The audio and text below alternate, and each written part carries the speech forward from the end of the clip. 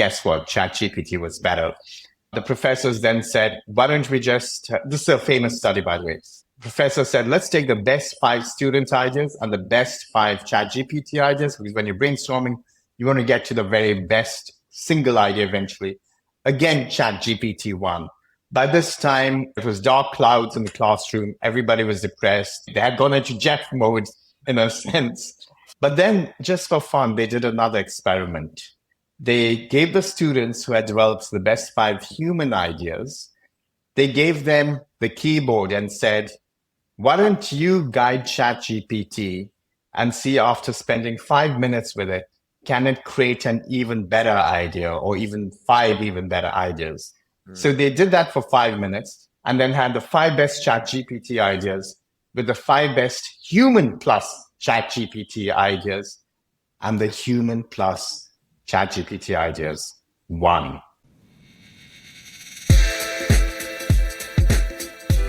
Welcome to 99 Humans. My name is Jeff LaCosta, curious coach and Wall Street Journal best-selling author, striving to understand how little things generate big impact. And I'm Nadia Carta, tech executive and lifestyle coach with a mission to transform lives and corporations by kindling hearts to generate a zeal for life. Each week, we investigate stories about the human side of leadership to re-energize your spirit and help you become a stronger leader. Because the reality is that leadership is messy, goofy, challenging, but always human. Thanks for spending time with us today. Let's dive in. Well, happy Friday, everybody. We are back on the 99 Humans track. This is going to be episode 95. So the ride is on, and Jeff is back. We missed you last Friday, Jeff. Yes, good to be back. I was camping in Western Maryland for a good friend's wedding. So hard to get Wi-Fi out there, but we had a blast. Oh, I'm sure you recharged your batteries. At least you were not camping in Antarctica like you typically do. That's right. That was a one-time thing. Well, today I'm very excited because, as you know, in my travels and client work and all of that, I often meet incredible people. And this is how I met Shiv. Actually, Shiv and I were on speakers in the same event in Cannes, nonetheless. It was boiling hot, and the theme was AI. I mean, no wonder. Imagine that. But what I loved about Shiv was not only the things that he said about AI. What I loved about him is his leadership and how he approached it. Shiv is also an author. He has several books out. So we will share all of this in the show note. And without further ado, let me welcome Shiv. Thank you for having me on. Great to be joining this podcast with you both. Shiv, if y'all met in Cannes, where does this podcast find you today? Yes, I would say more boring locations. I live just outside San Francisco, and I'm at home. But it's a beautiful sunny day, and I'm happy to be home. This side of the world, this corner of the world. Well, Jeff lived in San Francisco for many years. How many, Jeff? That's right, about 13 years. So now we live in Atlanta, but the Bay is still feels like home in many, many ways after that long. Yeah, no, it's special, and I've got to admit, I'm a little nervous that I'm on the same coast as our president and Putin this morning, because they're just north of me in Alaska. But fortunately, there's a good amount of distance between me and what might be going on over there. Whatever fallout happens from this. That's right. Well, Shiv, I know that you travel a lot and you're one of those people that are busy bees, as I like to call them, because it means that you live life with this incredible zeal that brings you places. But when you think about this moment today, what is life bringing to you? What is life bringing to me? So what I would say more than anything else, and that's why I was so excited to even do this podcast with you both, is I think we're entering a time where the very definition of what leadership is going to test each of our own mettle in different ways. And I feel that, I'm a student of history, and yes, history repeats itself. And we want to believe that what we're seeing has come before and it's just another evolution. But whether it's the technological transformations, the political turbulence around the world, I'm not just talking about here, or the social ramifications of inequality or these tragic hotspots of war, it's going to test each and every one of us in our own lives, in our own little world, in how we parent, in how we teach, in how we educate, in how we lead in corporations. So I think it's the very definition of leadership is on the cusp of changing as well. I'm curious, as a student of history, like you say, what makes you feel like this moment is so unique compared to, so I feel like every generation feels like times are hard and everything is worse maybe than it was. If we're pessimists, I've certainly heard my grandparents say that and my parents say that. And now I'm saying that. But it's hard to, deny that there is something special happening with technology and with geopolitics and with all of the connectivity that we didn't have that makes, situations possible that weren't possible before. But I'm curious what makes it unique in your mind. Yeah, so for me, I'd say it's a confluence of a few different forces coming together. The first is I have to begin the dramatic technological change that we're experiencing is unmatched to anything we've seen before. So, and yes, I'm talking about generative AI and how whether you pick your AI guru or your AI expert from, down the road here in the Bay Area, but we're less than a decade away from superintelligence. Some say 5 years, like the Anthropic founder and CEO, Dario.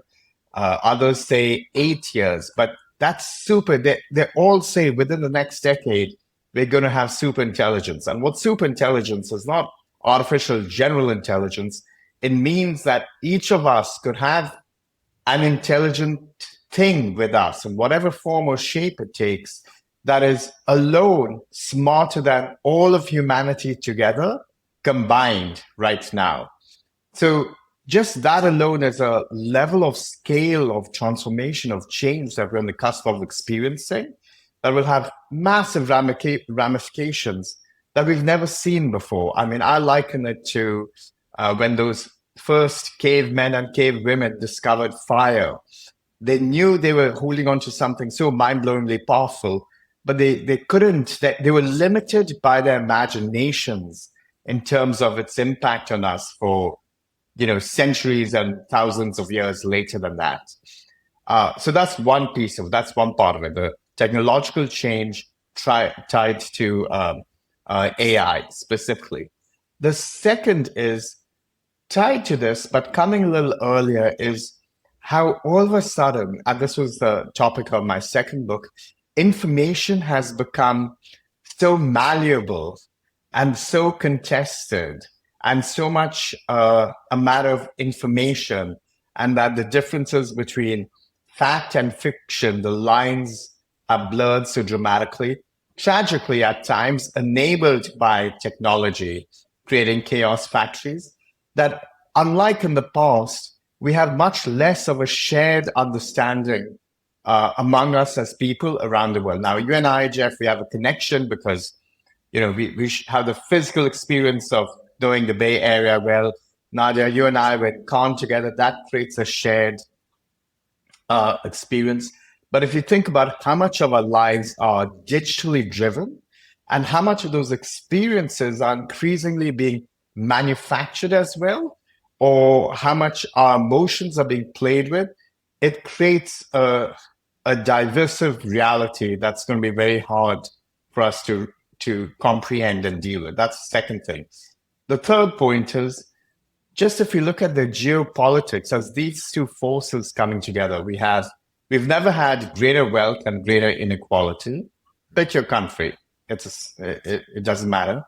We've never had less agreement on shared values within the context of a country. And I know we want to talk about it here a lot in America, but I was shocked to see this Financial Times poll that just talked about how in the last 1 year alone, the Labour government in the UK went from 10% positive rating or popularity to negative 30%, all just in 1 year after being elected.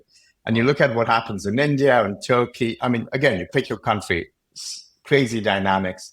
And then we have tragic wars that increasingly are remote wars as well. Now, who would have thought that? And I think it's incredible technology. And being American, I think it's super impressive. But, from, I think, Missouri, we could send bombers all the way to Iran to do precision bombing and return in 48 hours. Those bombers were pilot driven, but it's not hard to imagine in a year's time that we could circle the globe without pilots. So there's a huge amount of change happening. And I know we're probably losing our audience with how depressing I'm sounding by the second. There are positives too, but to your question of why are we experiencing such change, it's about equality, it's about contested truths, it's about a dramatic shift in technology with AI that we're on the cusp of seeing that's far beyond anything that has come in the history of humankind. So when you pull together forces like that, it's a crazy time to be alive.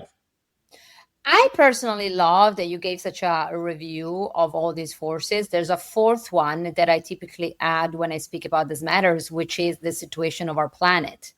Yes. The resources that we are consuming and we might not be able to reproduce. And I mean, what's happening all over. I don't find it gloomy just because I do feel that there are mitigations that government and coalitions can potentially put in place. But the question is, will the giants of the world just come together to fix it potentially? The question I want to ask you about all of this, I know that you are not in a corporation anymore, but you've spent in corporations many, many years. And I really appreciate you having the ability to look at corporations now from outside. And when I think about all you just said, and I think about people having to manage other people and leaders having to manage these very large teams in this moment, myself included, because I'm still in the corporation. What are those leaders equipped with? Like, what do they, how can they even help themselves? Because I got to tell you, the three of us are talking about these very high themes. Majority of the leaders out there, they need to reach their quarterly quotas. They have metrics they need to fulfill. And individual contributors, they need money on the table to pay for their, rents and kids management and all of that. So what's your perspective on how can these people help themselves and help others? Yeah, no, I think that's such a good question. And I sort of feel the nature of leadership and what it means to be a leader or a manager changed dramatically with COVID. And the reason why it changed was because all of a sudden we were peeking into each other's personal lives via Zoom tiles like the ones in front of each of us right now. And I think as leaders, it gave us a greater sense of responsibility that we have to each other. So I'd say the stakes have gotten higher. That's the first thing. The second is tied to that. It's become very difficult to separate the personal from the professional, from the political. And, I don't know, the three of us could have very different political views. But one thing's for certain that I'm sure we'll all agree on is politics is in the business world today. You can't separate it. All you have to do is look at the American Eagle stock price after President Trump talked about the campaign to know that it's deeply connected. So that's a new responsibility for leaders. The third, I would say, is that with the technological change, employees today, and I built my career many, many years at Visa, PepsiCo. On the agency side before that, I was at Lending Tree and Expedia Group, two large organizations.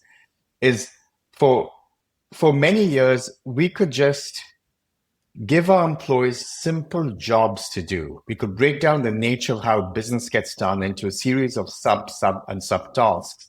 and everyone knew their role in the factory system of how work got done. And we just needed to manage and have good KPIs towards that.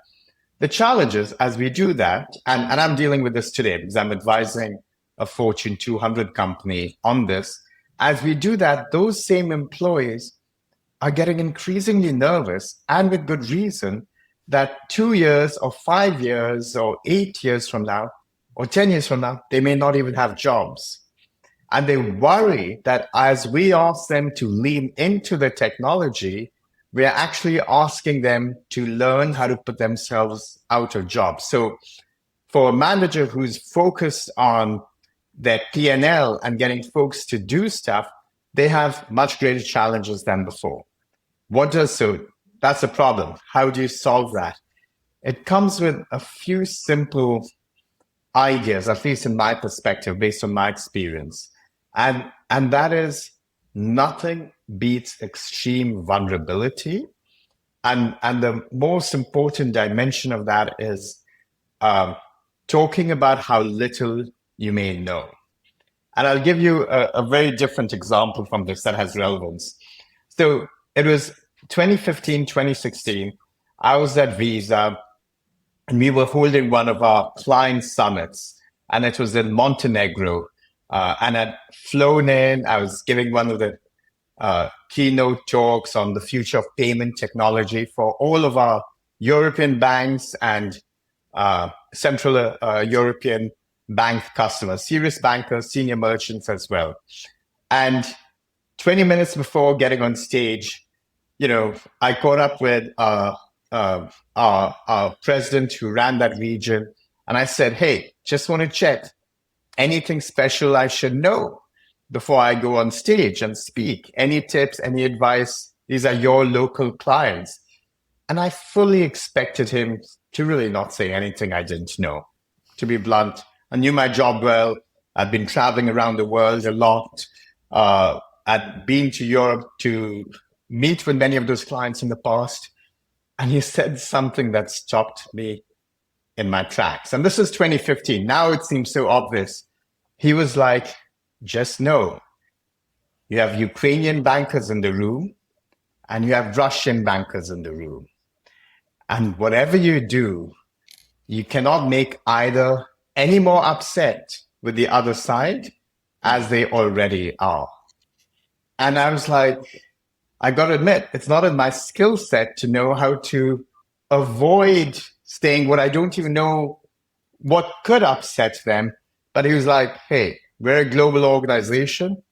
You're an SVP. You figure it out. But whatever you say on stage about payments and money flows across Central Europe and Russia and Western Europe, don't say anything that will upset either the Russian or the Ukrainian bankers. I share this to emphasize that point that, yes, we can all talk about vulnerability, but more than that is, no one is equipped as a leader in these times to deal with the complexity that we're dealing, but we can ask the questions and we can ask each other, and through that we can learn a lot. He did go on to give me a series of really helpful tips, actually. He was just being an asshole for the first minute, and he was a great guy, incredible leader. But we have to ask even more questions, regardless of how senior or how fancy we may think we are.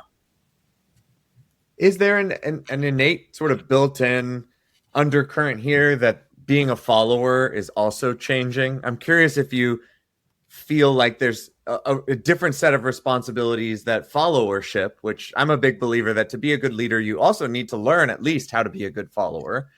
But what does that mean if leadership's changing? How does that impact followership? Yeah, it reminds me of another story. This is going a little further back. And I'm going to bring you folks stateside now to Miami. It was 2012. We were having a Pepsi bottler meeting. So it was like 3,000 of us, everyone from Pepsi headquarters, and then our bottling franchises and all executives. So think of it as like a conference dynamic. And I'll never forget, we had a day's activities. Pepsi had just lost second spot to Diet Coke. I still struggle to say that word. So it was, arguably a very depressing time. And two things stayed with me And I share this as examples of how I learned to be a better leader and got a sense of what followership should be like. Is the CEO of the North America beverages business got on stage and he said, okay, I know you're mad at me. You're mad at everyone around you. You feel your self-worth has dropped because we've just gotten, beaten, and use some other words that I won't mention, by those red guys in Atlanta. And he said, well, here's what I want each of you to do. I want each of you to look under your chair right now. So imagine, huge hall, 3,000 people sitting, watching him on the fancy stage. Everyone looked under their chair, and we all had a doormat. And the doormat, the image on it was that of a crushed can, of a crushed Coke can. And he said, guess what? We're going to crush our competition.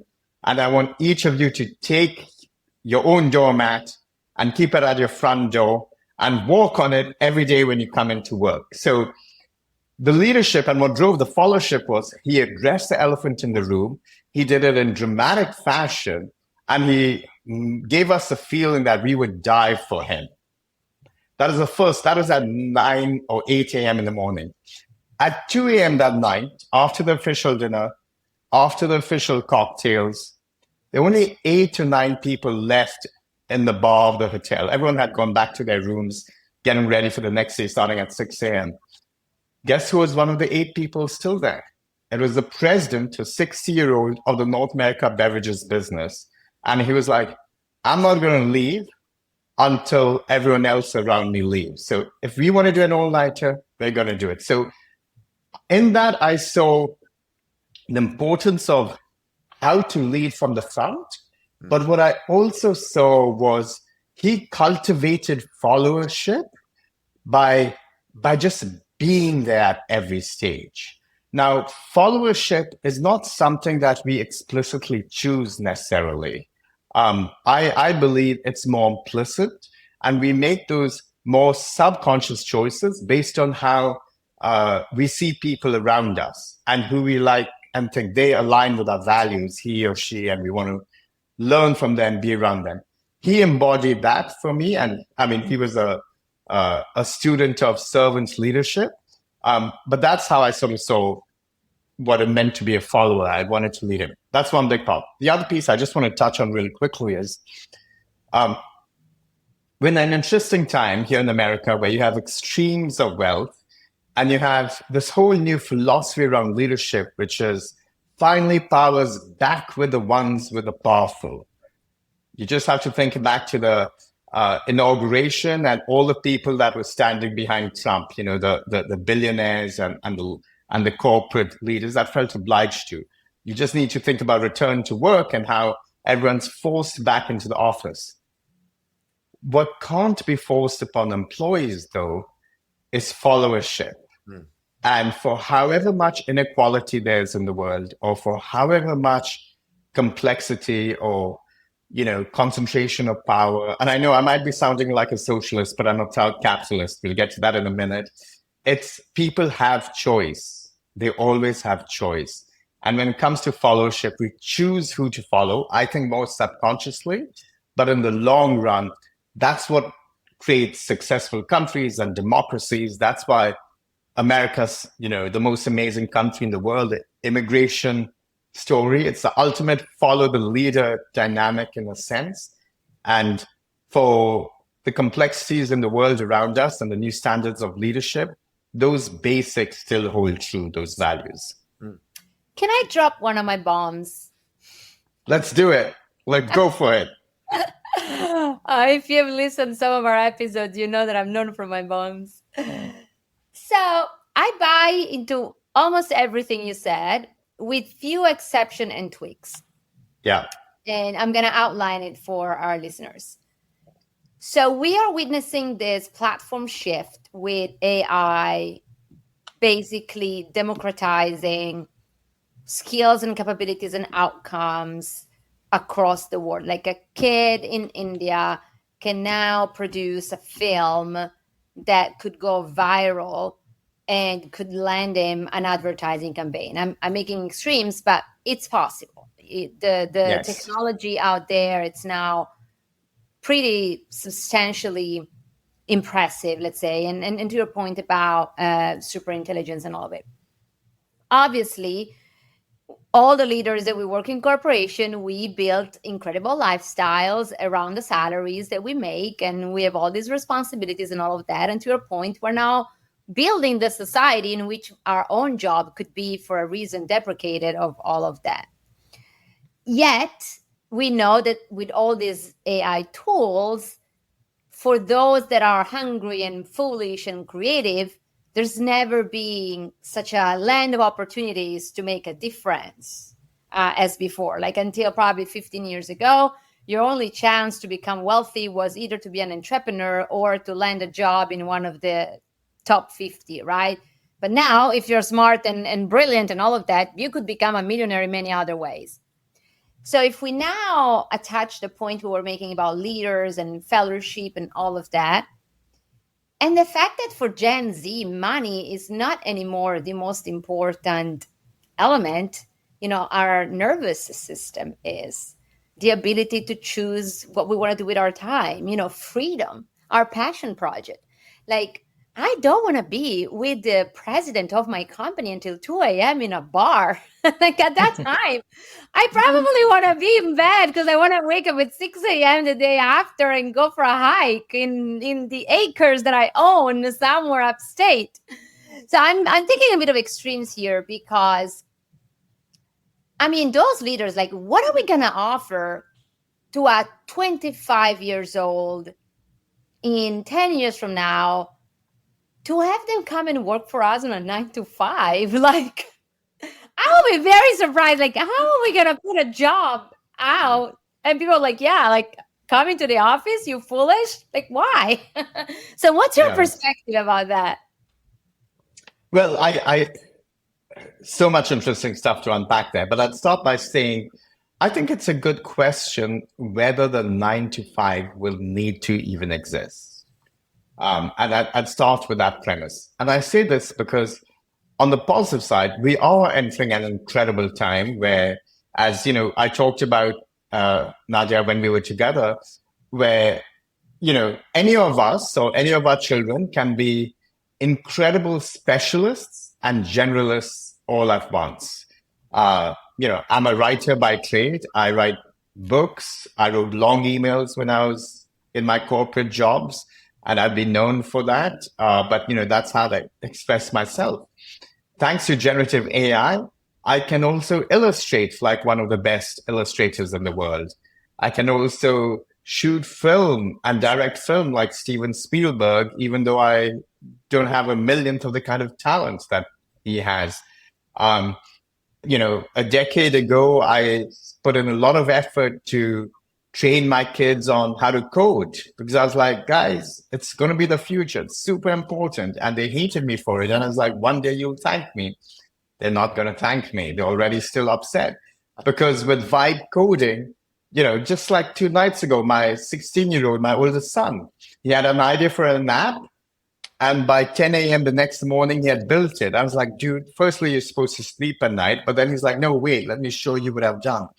So we're entering this time where, especially for that 25-year-old example, where you're able to do so much more yourself, whether you're in a corporate context or a personal context, to recruit and retain the best talent, will need to allow them to be sitting on that 25-acre plot in upstate New York or choosing to work from midnight to 7 a.m. versus 9 to 5, as long as the work gets done, because the kind of skills will be needed will be much harder to find because it'll be the skills and experiences that AI can't do itself. So this is where I say that the entire paradigm in the next decade is going to change.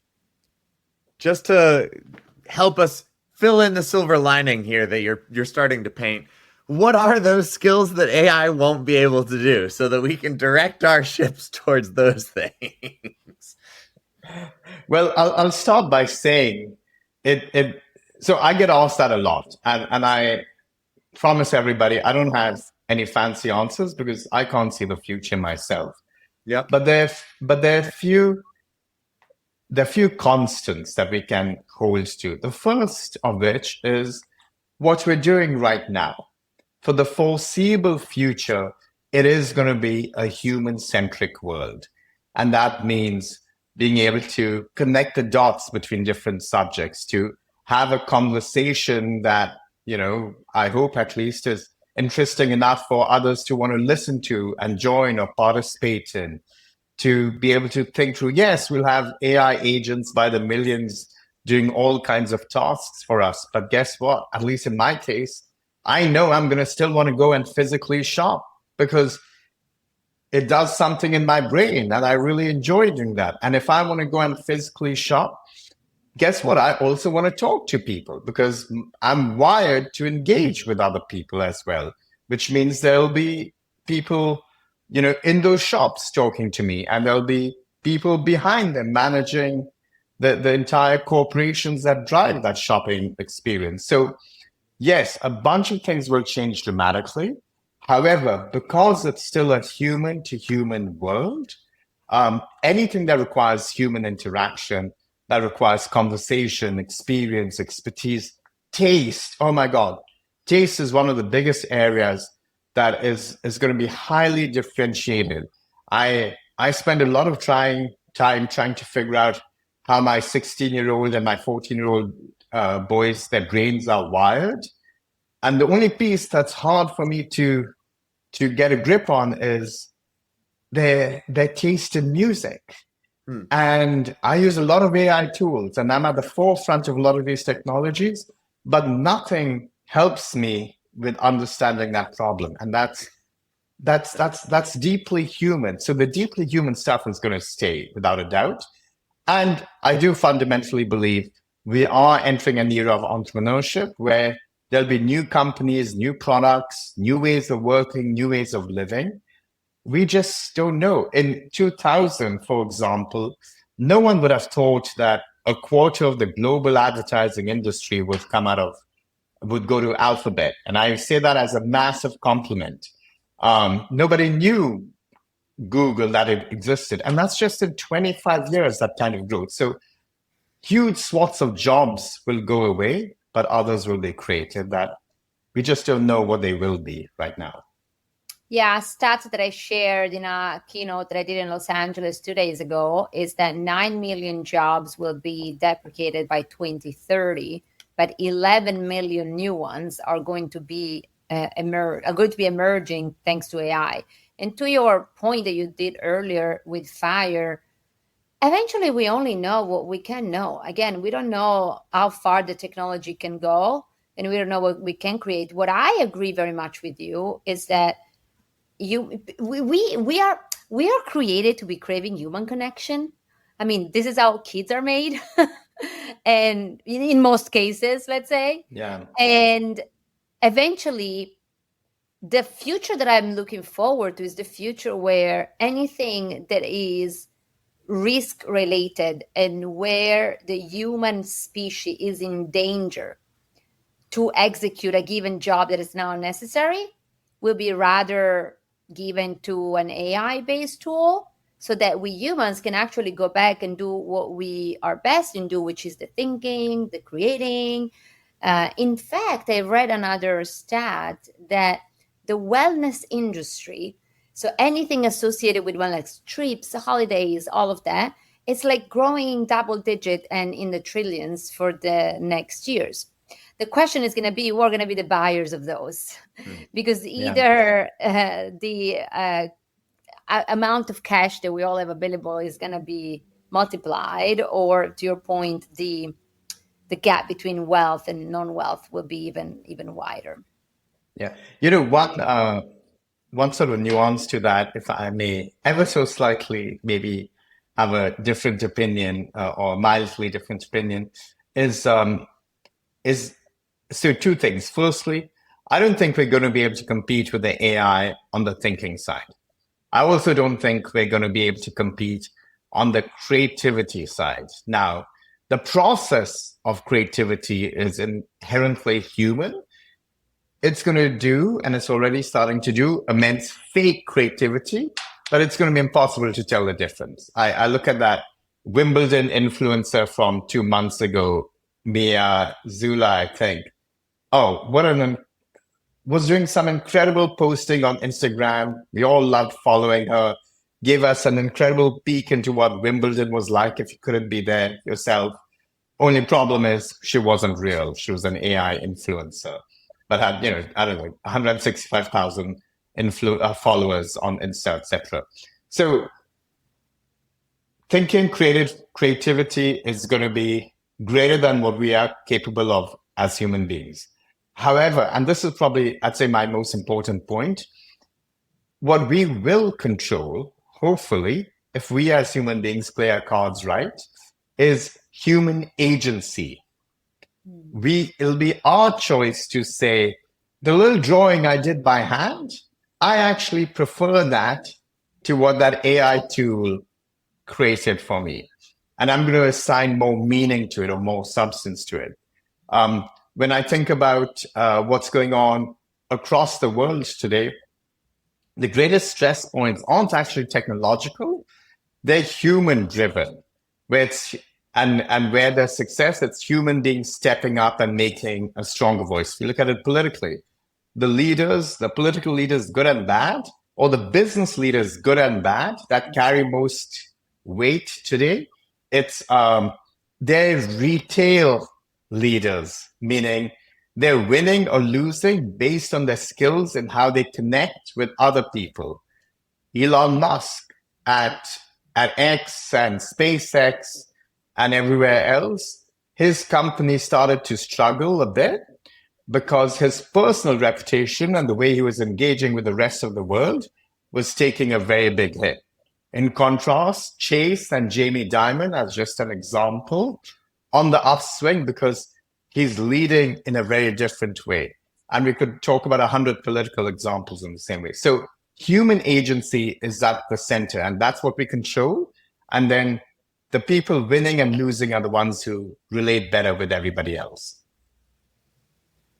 This is getting at an issue that's very close to my heart because I have entered into full-time writing career also as an author, and I have a talk coming up in about a month on AI and how it's impacting writing. And I'd just love your opinion, and maybe you can make me feel a bit better. Because when I look at the ads and I understand where AI is going, at least from a marketing perspective, boy, it's coming for the creative arts so hard. And I hope that you're right. I hope that we'll value the hand-drawn sketch, which will be certainly worse than whatever AI can do because it was hand-drawn. But I worry, to your point about not being able to tell the difference, that will be actually a hard value judgment to make because I'm not sure which one was hand-drawn. So I want to put my value maybe on the hand-drawn one, but I can't tell unless you tell me. So it feels like while we all want AI to be doing the dishes and the dangerous tasks, to Nadia's point, and the things that, like breaking new breakthroughs in Alzheimer's, man, that would be the dream. That's not the email I just got. I got, make a movie like Steven Spielberg. Well, I'd love to do that, but AI can do that, So okay, what's the point? Are we removing the joys of life so that we end up just sort of manipulating our AIs to do things in the approximation of joy because we are dopamine chasers? And I'm not sure we figured out social media yet. And we're already on AI, we're already arguably letting social media kind of ravage the planet without much guardrails. I worry because we haven't solved social media as a case study that maybe we won't be able to solve AI and we'll just be dopa fiends looking for that hit of look at what I did. But to your point, it's so much less meaningful for an AI to spit it out. And I could envision a world, and I'm actually an optimist, so I'm just, playing devil's advocate a little, but I could envision a world that's a little darker because of that, where we're wondering, well, what's missing? Look at all the movies we have. Look at all the art we have. Look at all the But what's missing is that human agency, because it's so hard to attach to things that, are hard to tell the difference. Jeff, I thought it was my job to be the dystopian person on this podcast, but I think you might have just outdone me in that Pull me out of the dark here.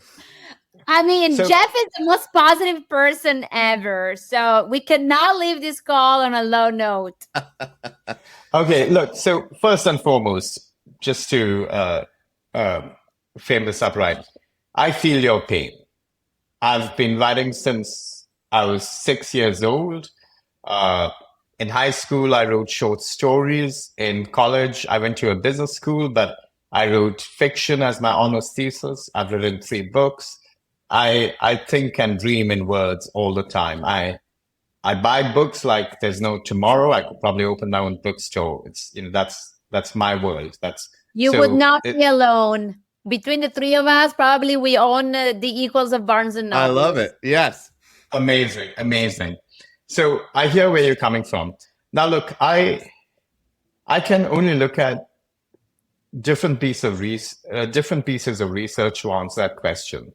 And the one I want to draw from for this point is this incredible tiny piece of research, not tiny, but incredible piece of research done 2 years ago, 2 Wharton professors with their students. They gave them an assignment, come back with a product idea. They had 24 hours. They went back, they drank beer, ate pizza, came back, each of them very proudly with a product idea. And they give ChatGPT the same question. And then in a matter of seconds, of course, it came back with 100 ideas. The professors ran a purchase intent study against now 200 ideas, 100 created by the students, 100 created by ChatGPT to see which were better. Guess what? ChatGPT was better. The professors then said, why don't we this is a famous study, by the way. Professor said, let's take the best 5 student ideas and the best 5 ChatGPT ideas, because when you're brainstorming, you want to get to the very best single idea eventually. Again, ChatGPT won. By this time, it was dark clouds in the classroom. Everybody was depressed. They had gone into Jeff mode in a sense. But then, just for fun, they did another experiment. They gave the students who had developed the best 5 human ideas, they gave them the keyboard and said, why don't you guide ChatGPT and see, after spending 5 minutes with it, can it create an even better idea or even 5 even better ideas? So they did that for 5 minutes and then had the 5 best ChatGPT ideas with the 5 best human plus ChatGPT ideas, and the human plus ChatGPT ideas won. My point is, and there are like a dozen other studies that show a similar trend line, which is, yes, I believe fundamentally the bar for creativity is being raised. The bar for good writing is being raised. But guess what? You know who can tell who's got the best writing or who's speaking the most in Jeff's voice? It's Jeff and people around Jeff as well. So I actually don't think writing is going to go away. I think all of us writers have to play to a higher bar. The common denominator is being raised. But you know what? I'm fine with that. It makes the world more interesting. So I hope that helps for what it's worth. And I'm going to add, because I love what you just said, it was so beautiful, that people will have preferences. There are 8 billion people in the world. We like different voices. We like to read things in different style, and that will stay. Some people will like the GBT, some other people will like more the human-led, some other people will like the blend. So thankfully, as you said, taste will still stay human. Without a doubt. And the businesses that benefit the most will be the ones that tap into those deep insights and monetize, productize, create platforms for that. So, Shiv, we are approaching the end of the show. So those of you that listen to all of them, you know what the last question is. We always ask the same, which is, what is your word of wisdom for all the people listening to this episode? So, So I do a few things in my life today. I try to be a better husband, a better parent. Consult with Fortune 500 companies on marketing and the future of AI in the workplace. And I sit on a very large board, a Fortune 200 company board. So I'm always thinking about how can we build our careers better? How can we think about better parenting advice for our children? So this is a question I think about a lot, but I worry I don't have enough good answers. What I would say is a piece of advice. One is we've never seen anything like this in the history of humankind, what we're seeing with AI. Those of you who compared to Web 1.0, the mobile web, uh, electricity, the printing press, yes, we're really at the cusp of it. But what's hitting us in the next 10 years is beyond our imaginations. Using that as a constant, there's only one path forward, which is to reinvent yourself for this future, or to tell your children to wipe clean your slate. You have a new opportunity. It's a new world to rebuild, re-identify yourself. Jump into that. And then what I also say is it is ironically going to be the most human-centric era at the same time. And the leaders and the countries and the companies and the individuals that lead happier, more fulfilling lives are the ones who will be more deeply value driven than anyone else. And never lose sight of that. So just my 2 cents. That's how I think about it. I love it. Thank you so much. Where can people connect with you if they want to reach out? Wherever they want to, I'm on LinkedIn, X, Insta, all the usual places. They can find my books. My most recent one, which is very different to a lot of what we talked about today, is Marketing with AI for Dummies. So it's about the fundamentals. It's on Amazon, but wherever they want to connect with me, I'm there. Ooh, I follow you already on LinkedIn. I'm going to follow you on Insta now. Are you the same person? Because I did a test last week about, I have multiple personas. Which category are you? Are you the same or different? I am a little different, except when I get harassment from my publisher to promote my book. Because he's like, it's good, but it can do even better. And he's like, why aren't you using Insta to promote your book? I'm like, that's not a work setting for me, but sometimes. I love that. So you are like what I always assume, that you are another persona there. So I'm gonna find you there. Don't be surprised by my witchcraft over there. Okay, well, thank you for being with us. I truly enjoyed this deep convo. It was you give us a lot of things to think about. So we're grateful for you, Shiv. Thank you very much for having me on, and great to see you again, and nice to meet you, Jeff. And keep You writing. too. You too. Talk to you soon. Thank you. Bye. Bye. Bye. All right. Well, what a amazing conversation. Very energizing for this Friday afternoon to go deep into AI, hear some of his fantastic stories, and really poke around what we know is changing the world with somebody who's deeply in it, like yourself. Well, as you know, I find people all over, or they find me, since I'm magnetized. Yes. Yes. Well, Nadia, as always, what are you taking away from that conversation? Oh, God. I don't think 5 minutes would be enough for this, because this conversation really was very eclectic and in a lot of directions. You know what was the piece that I liked the most now that I think about it? I really loved when he shared with us about the study about the human plus AI type of intelligence.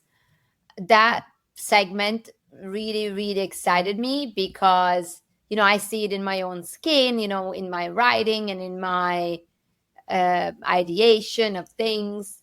I love that I have a thought partner that I can do and I can talk to, and I can check my English grammar mistakes and all of that. And I've been testing in it a few times, doing my own writing and then asking to correct it and vice versa. And there's a lot to explore. And I'm just excited that even my kids, they can play with it to give an outlet to their thinking and creativity and all of that. So that was the piece that really, really, really sticks with me and excites me. What about you, Jeff?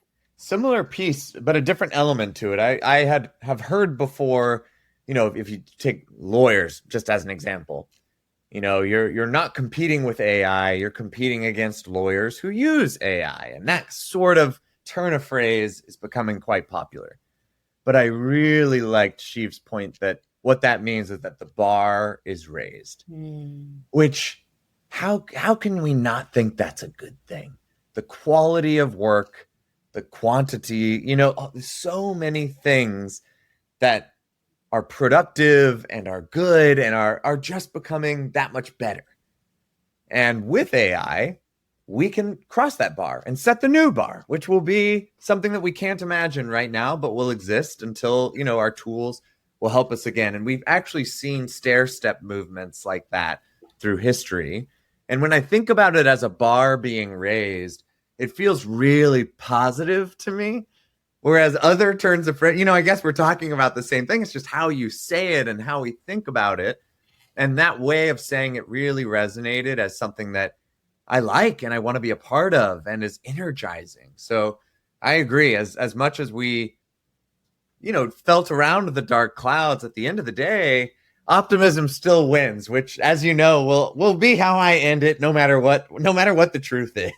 When you're born an optimist, you'll always be an optimist. That's right. That's what magnetizes others. So I'm all for team I vibrations, no matter what. I love it. Well, until next time, we have a very few number of episodes left. But if you like this, please share with a friend, give us 5 stars on Spotify or wherever you're listening, and we'll catch you next time. Oh, yeah. 4 more to go. Bye. Have a good one, Jeff. Bye.